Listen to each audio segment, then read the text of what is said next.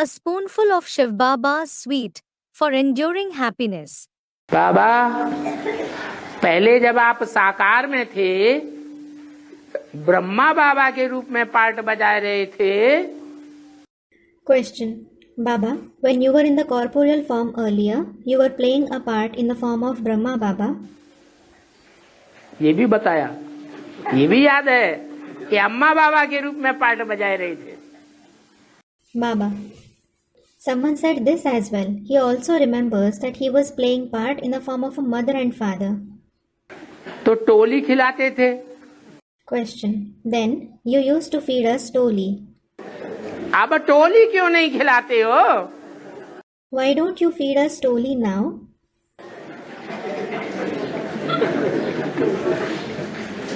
अम्मा छोटे छोटे बच्चों को खिलाती है या बाप गोद में लेकर के दूध पिलाता है, टोली खिलाता है? Baba, does a mother feed the small children or does a father take them on his lap and feed them milk and toli? हैं? अम्मा खिलाती है तो अम्मा ने खिलाया. It is a mother who feeds them, so the mother fed you. बाप हद की टोली खिलावेंगे, बेहद का बाप है तो बेहद की टोली खिलावेंगे या हद की टोली खिलावेंगे? Will the father feed limited toli?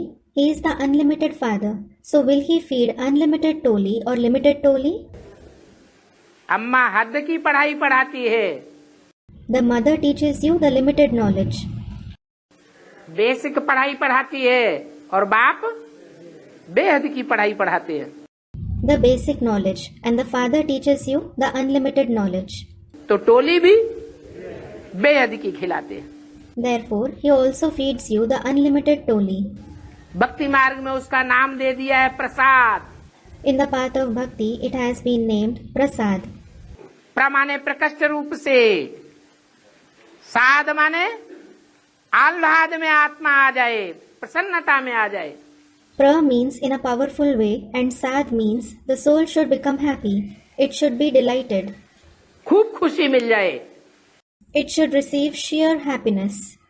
तो बाप जो ज्ञान की टोली देते हैं उससे स्थायी खुशी आती है या ब्रह्मा बाबा की खिलाई हुई टोली से स्थायी खुशी आती है? So, do you receive constant happiness through the toli of knowledge that the Father gives, or do you receive constant happiness through the toli fed by Brahma Baba? हैं? ज्ञान की टोली से खुशी आती है स्थायी. You receive constant happiness through the toli of knowledge.